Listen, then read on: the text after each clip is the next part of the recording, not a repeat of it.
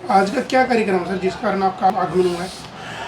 देखिए संजीव भाई, आज का कार्यक्रम तो ये है कि लोकसभा का चुनाव है और बहन कुमारी शैलजा जी जो अखिल भारतीय कांग्रेस कमेटी की महामंत्री हैं, उत्तराखंड की प्रभारी हैं, पूर्व केंद्रीय मंत्री हैं और पूर्व प्रदेश अध्यक्ष रही हैं हरियाणा प्रदेश कांग्रेस कमेटी की, तो वो सिरसा लोकसभा से चुनाव लड़ रही हैं। और आज टोहाना हल्का के उनका कार्यक्रम है और उसी कड़ी में टोहाना विधानसभा का जो क्षेत्र है उसके चुनाव कार्यालय का उद्घाटन है। उसी की कड़ी के अंदर यहाँ पर लोकसभा में जो है, लोकसभा की तरफ से लोकसभा में गए टोहाना में बतौर कोऑर्डिनेटर मेरी ड्यूटी लगी है। मैं यहाँ पर आया हूँ, आना तो मुझे पहले था लेकिन तबीयत कई दिन से ख़राब है इसलिए मैं नहीं आ पा रहा हूँ। तो आज का जो कार्यक्रम है वो मुख्य रूप से चुनाव कार्यालय का उद्घाटन है और बहन शैलजा जी का चुनाव प्रचार का जो है वो कार्यक्रम है। चुनाव के लिए यहाँ पर आए हैं, चुनाव प्रचार के लिए आए हैं। चुनावी बिल्कुल बच चुके हैं, आपको क्या लगता है कि हरियाणा की स्थिति क्या रहेगी कांग्रेस की रिगार्डिंग? देखिए, आज जो माहौल है हरियाणा का, कि जिस तरीके से मैं हरियाणा की बात करूं या प्रदेश के जो है केंद्र की बात करूं, पूरे हिंदुस्तान की बात हम कह सकते हैं, लेकिन क्योंकि हरियाणा से आते हैं तो हरियाणा से ज़्यादा ज़रूरी बन जाता है। आज पूरे देश के अंदर, प्रदेश के अंदर परिवर्तन का माहौल चल चुका है।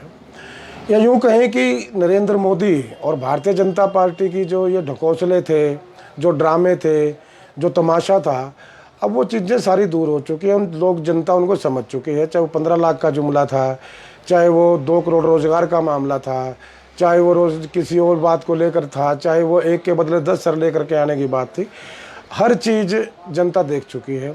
और सबसे बड़ी बात ये है, मैं आज के माहौल में मानता हूँ कि जिस देश का नौजवान ही बेरोज़गार होगा, जिस देश के नौजवान के पास खाने को दाना नहीं होगा, उसका भविष्य अंधकार में होगा। और नौजवान भी इस बात को अच्छी तरह समझ चुका है और उनके माता पिता भी इस बात को अच्छी तरह समझ चुके हैं कि आज ये जो माहौल है, आज जिस तरीके से नरेंद्र मोदी ने हिंदुस्तान को तबाही और बर्बादी के बारूद पर बिठाया है, जिस तरीके से देश के अंदर आज घटनाएं घट रही हैं, सामाजिक एकता को खंडित किया गया है, सामाजिक भाईचारे को बर्बाद किया गया है, हिंदू मुसलमान के नाम पर, जात पात के नाम पर लोगों को लड़वाने का प्रयास लगातार भारतीय जनता पार्टी और नरेंद्र मोदी जी कर रहे हैं। अब उन चीज़ों का जो पता है वो जनता पता लगा चुकी है। अब लोग समझ चुके हैं अच्छी तरह से कि ये लोग सत्ता में बने रहने के लिए कुछ भी कर सकते हैं। महंगाई की बात ये नहीं करते हैं, रोज़गार की बात ये नहीं करते हैं, डेवलपमेंट की बात ये नहीं करते हैं। अगर बात करते हैं तो राम मंदिर की करते हैं।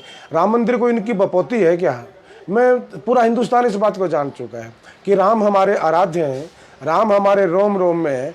और हरियाणा से आप लोग आते हैं, हम लोग आते हैं, तो हरियाणा में तो सीधी सी एक बड़ी बात है कि राम राम भाई, राम राम जी, के हाल से, राम राम राम राम गाम ठीक है भाई।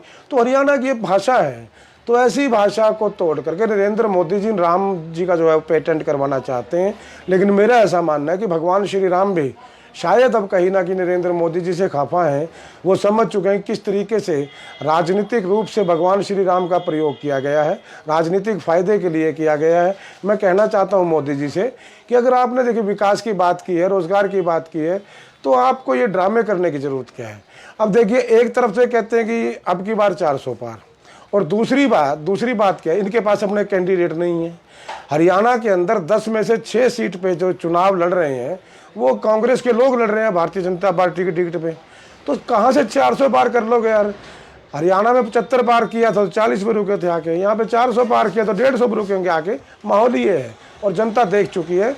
लोग डेवलपमेंट के लिए वोट करेंगे, लोग रोज़गार के लिए वोट करेंगे, लोग विकास के लिए वोट करेंगे, लोग महंगाई को कम करने के लिए वोट करेंगे, लोग इस देश में महिलाओं का उत्पीड़न रोकने के लिए वोट करेंगे। और ये वोट सिर्फ और सिर्फ एक जगह जाता है, कांग्रेस को जाता है। और यही वजह है कि लोगों को पुनः कांग्रेस की याद आ रही है और लोग, हर इस प्रांत का हर व्यक्ति, हिंदुस्तान का हर व्यक्ति आज कांग्रेस की तरफ एक आस के साथ, उम्मीद के साथ लगातार देख रहा है। और मैं दावे के साथ कह सकता हूं कि पूरे हरियाणा में कांग्रेस की लहर है, पूरे प्रदेश में लहर है, पूरे देश में लहर है। और सिरसा में जहां मैं बहन कुमारी शैलजा जी के लिए आया हूं, वोट की अपील करने के लिए आया हूं, शैलजा जी की आंधी सिरसा क्षेत्र के अंदर चली है। निश्चित तौर पर सिरसा लोकसभा क्षेत्र से बहन कुमारी शैलजा भारी बहुमत से जीतने जा रही हैं और यही एक क्रांति का प्रतीक होगा। हरियाणा में परिवर्तन की बुनियाद रखी जाएगी, परिवर्तन की लहर चली है, परिवर्तन होगा, निश्चित तौर पर होगा।